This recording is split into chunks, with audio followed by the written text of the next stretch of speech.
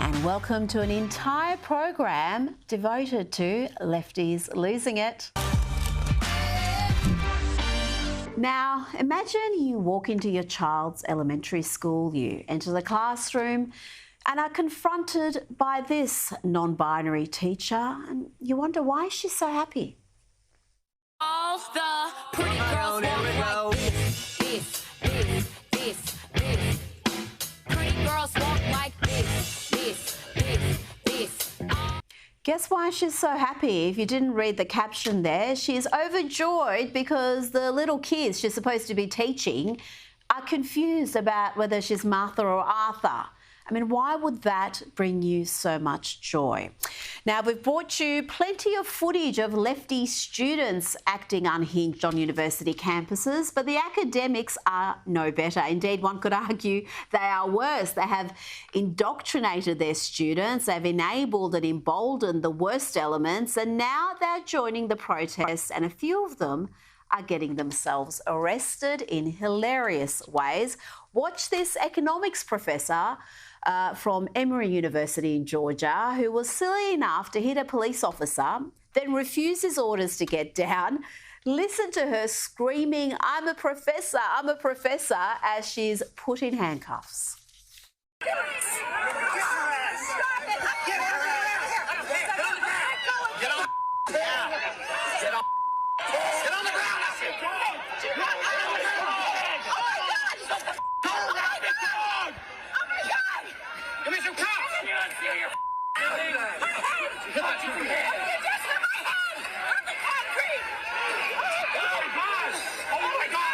You are fascist! You are Hitler! You are happy dog! Shame on you! May you never live another day! I am a professor! This is an Emory professor, everyone! I am a professor of economics! You are rabid dogs! You are... Oh, it wasn't over yet. Now, I remind you, she is an economics professor. You'd think she'd have the good sense not to admit to assaulting the police officer, even as she's led away in handcuffs. Well, wrong. These are the simpletons that are determining how well a university student performs. I impulsively hit him on the head very lightly to get his attention, and they grabbed me, threw me to the ground, and arrested me. Guess what, lady? You can't impulsively or otherwise hit an officer on the head. You wanted his attention, you got it, Professor. Staying at Atlanta, it wasn't just that, Professor. Let's have a look at another one being led away in handcuffs. This one's a philosophy professor. She's very important, you know. You call the philosophy department office and tell them I've been arrested? Philosophy department? Yes, call the philosophy department office. I will.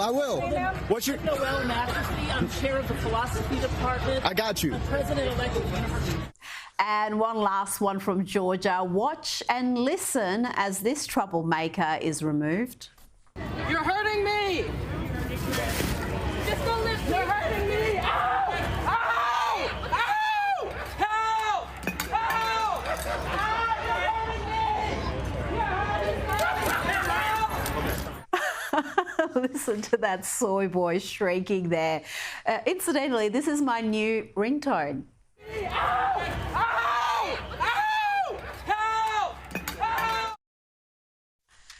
Now, if you're going to hold lawless protests, then best you do it in places like, I don't know, New York or California, where that kind of behaviour, that lawlessness is tolerated. Do not try those tactics in red states like Georgia or Texas. Watch here as law enforcement move in to restore order at University of Texas. Even the Austin campus is not immune from law and order. Anyone who knows Texas knows Austin has been slowly destroyed by the influx of Californians and New Yorkers and people from other blue states.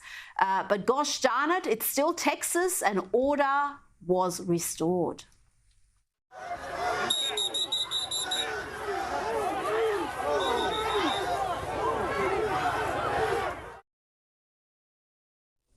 What happens when an attractive young woman invites people to get to know her better?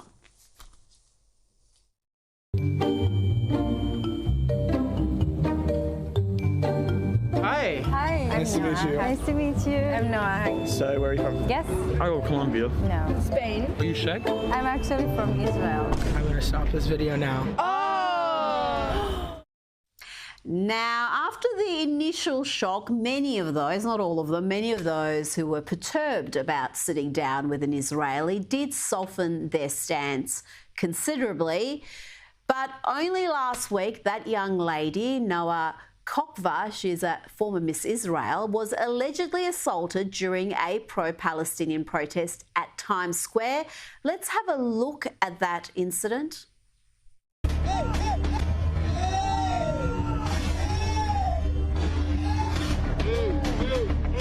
Police have released an image of the man they wish to speak to about that alleged assault. Now, let's lighten the mood with some more champagne comedy from Australian duo Superwog.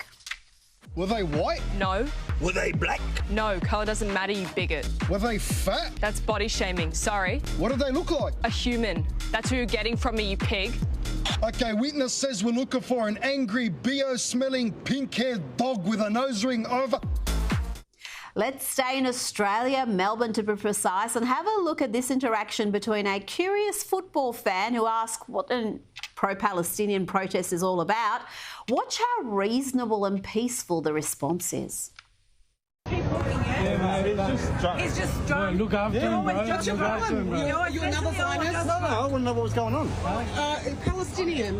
Yeah, nice. Yeah, 15,000 children have been killed. Yeah. And 35 people have been killed. Yeah, that's up. I agree, man. Oh, really? I just wanted to... No, I got no... I got no... Why are you stirring Nah, here. Why are you stirring mate? Nothing, Robin. You know, Nothing. you're something to them, mate. No. Why are you stirring Who's coming? Why are you stirring Who's being smart? Who is it? Who is it? Who? What are you saying? Nothing, bro. Too much to drink, you sure? No, mate. You've got mouth off. No, mate. I'll drop it right now.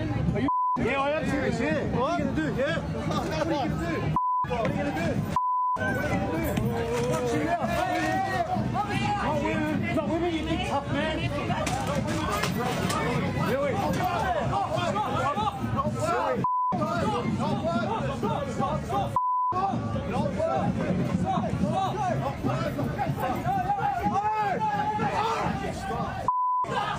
Now, we've seen so-called progressives of all ages lose it, but are the next generation the most severely impacted by this woke mind virus, also known as Marxism?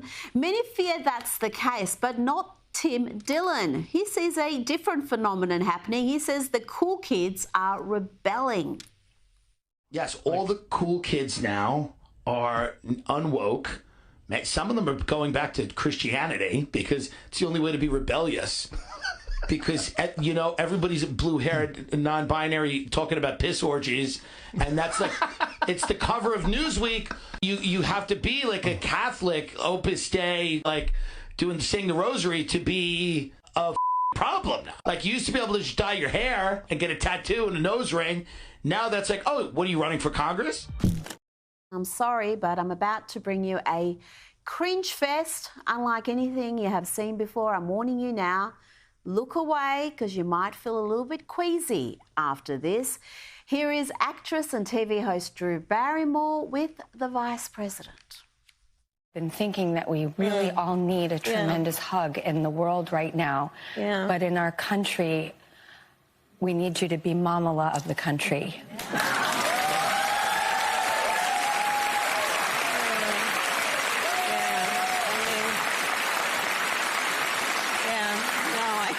We need you to be Mamala of the country. That was too much cringe even for cringe queen Kamala. Gosh, even she felt uncomfortable. Good Lord. And they say Hollywood types are out of touch. And just how will Kamala be Mamala of the country? By ignoring her duties as the borders are, big tick there, by being the most wildly unpopular Veep of all time, and the most incompetent, tick, tick, tick there. But the Vice President seems to think criticism of her, including of her incessant and often ill-timed giggling and laughing, is all due to sexism, of course. Right?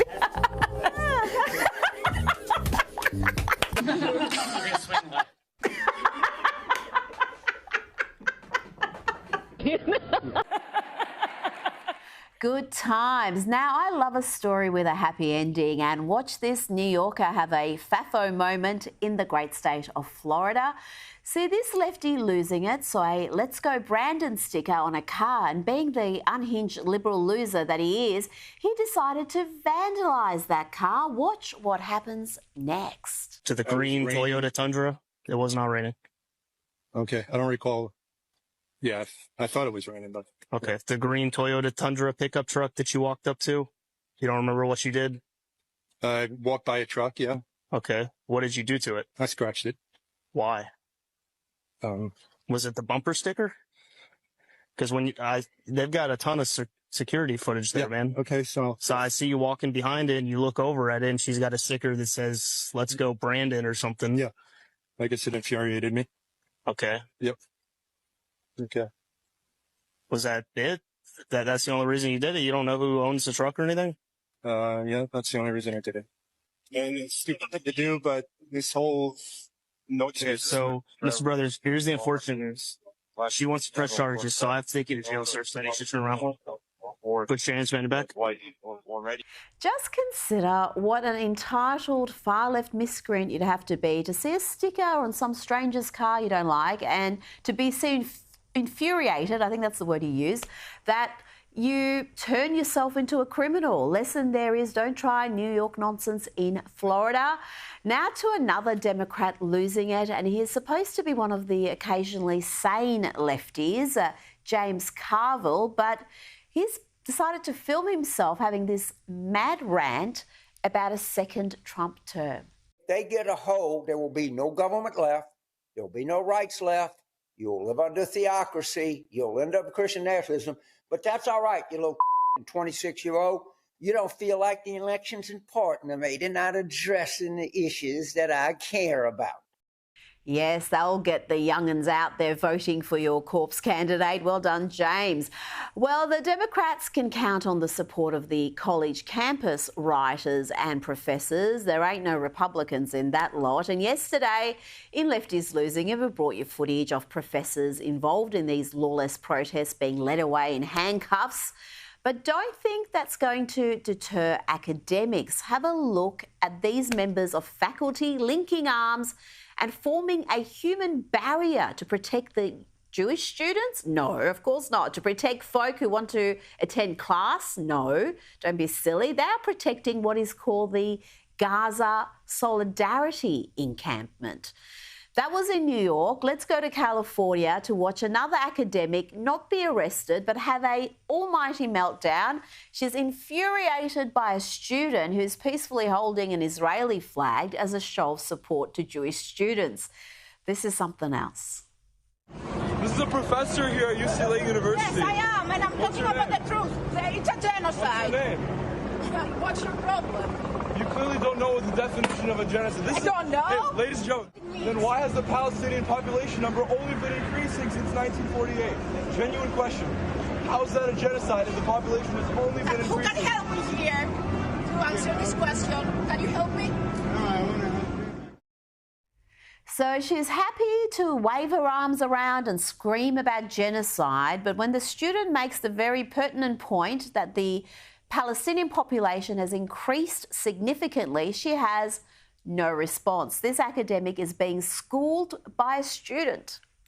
Kids that are getting died in massive graves, do they have a choice? Do they have a choice? Do they have a choice to get born there? Professor at UCLA, everybody. Yes, I am a professor and I'm asking that they don't have a choice. What are you talking about? They don't have a choice, the kids. The only people that are oppressing the Palestinian people are Hamas, the terrorist organization. You want to provoke the people here with not a good reason.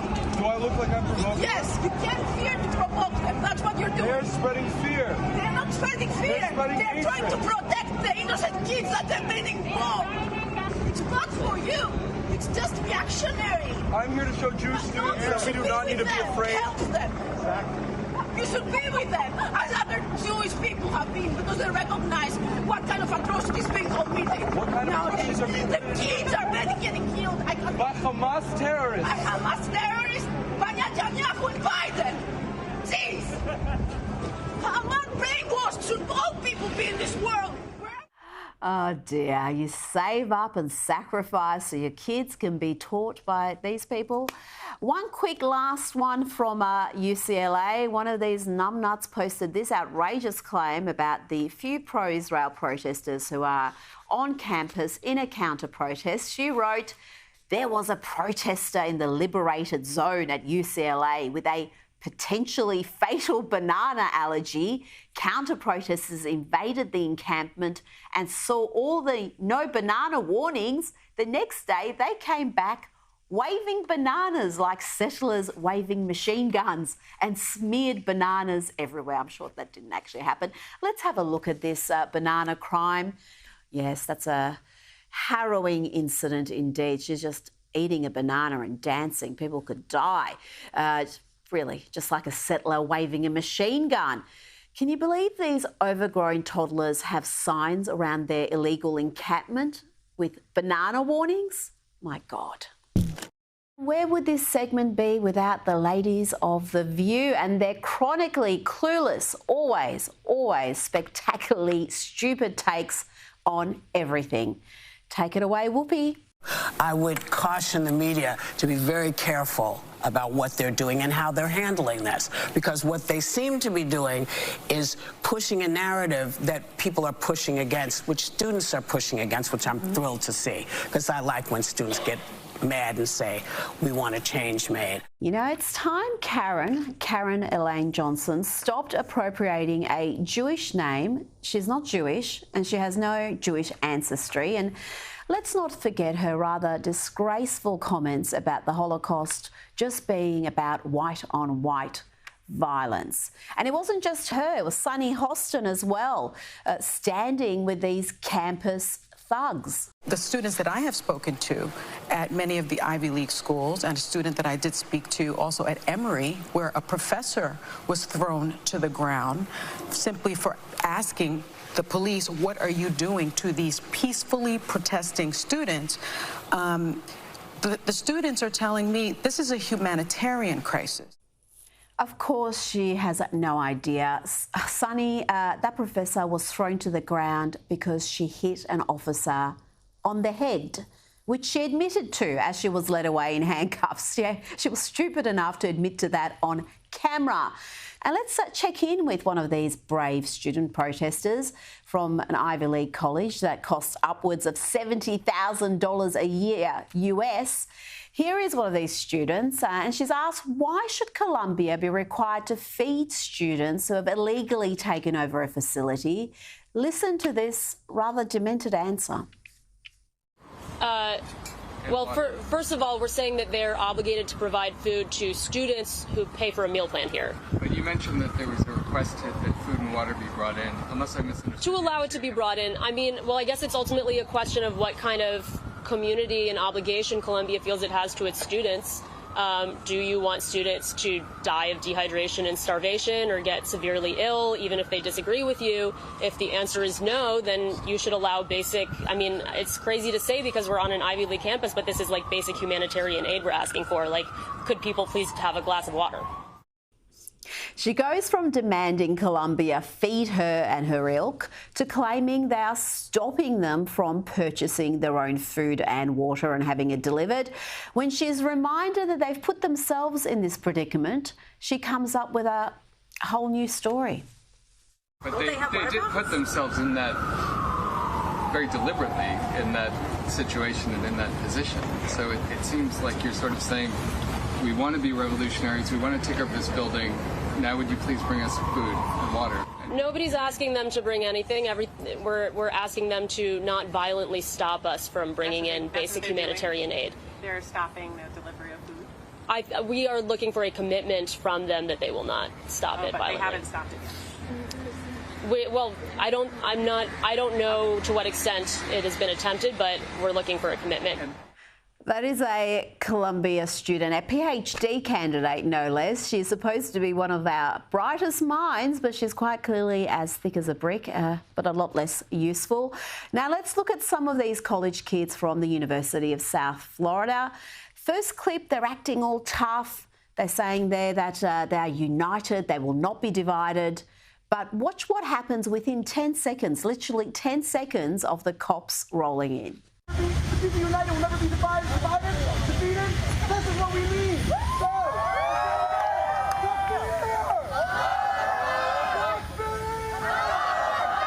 That is right. That is right.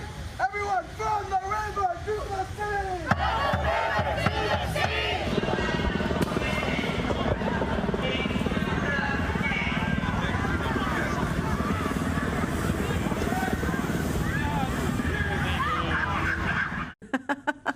They're not too united there. That was much easier than everyone expected. Well, that's how they handle things in Florida, but in lefty heartland, California, the violent mobs rule. Look at this independent journalist. They're harassed, they're intimidated, and this poor guy also had his property stolen by these charmers. Stop pushing me. Stop pushing me. You're restricting my movement right now. This is false incarceration. This is false incarceration. I'm allowed to be in here. I'm a journalist, credentialed. Okay, this is public property. Oh, hey, lock arms, lock arms. Oh, here we go. Apparently, no free press here exists. We don't allow aggressive media. You know, one of my favourite stories of the past week has been the Biden administration wanting to sack underperforming Press Secretary Karine Jean-Pierre, but unable to because she ticks every diversity box. Can't imagine why they'd want to get rid of her. This is Karine earlier today.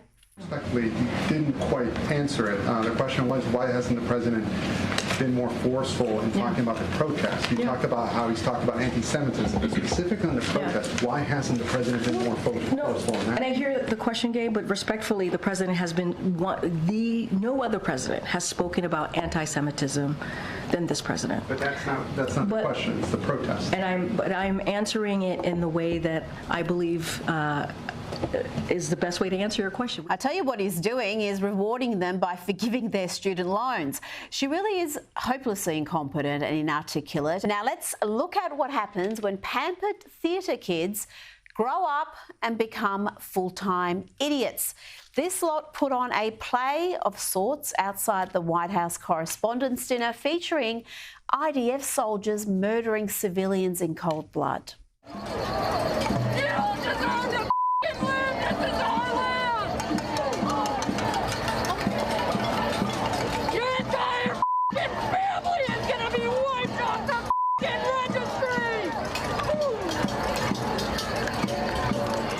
Staying in Washington, D.C., time to check on some climate craziness. Watch as this woman tries to vandalise an artwork at the National Gallery of Art.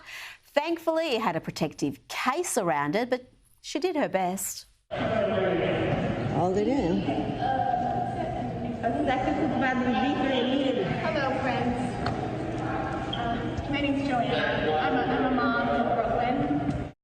She's a mum from Brooklyn and she's headed to jail for vandalising that Edgar Degas statue. She's been sentenced to 60 days in prison. Enjoy that. Our good mate, the incorrigible Texan himself, Alex Stein, primetime 99 Alex Stein, he took his gays for Palestine shtick to New York, and you know, no one makes lefties lose it quicker than Alex.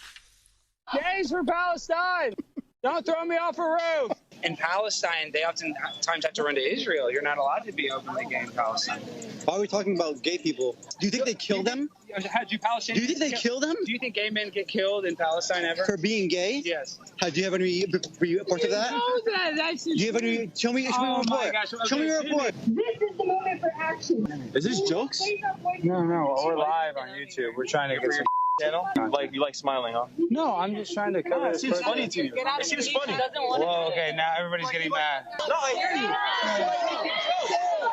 Oh my God! To California now, where riots are breaking out at UCLA as students are forced to protect themselves from the mad mobs taking over the university.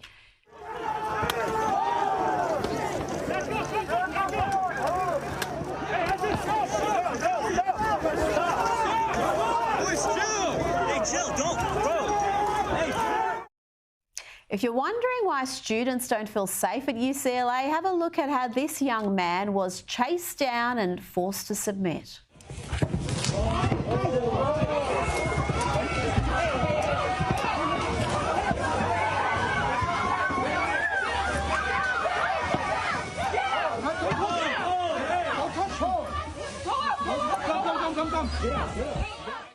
But I have some good news for you. This wonderful footage of frat boys from the University of North Carolina standing up to the campus Marxists to protect the American flag.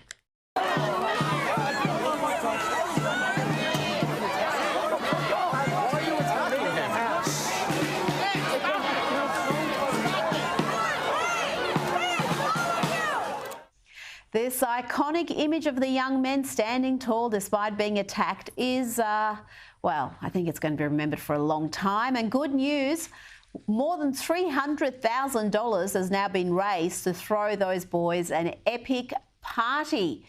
Fantastic. There's hope for the kids yet.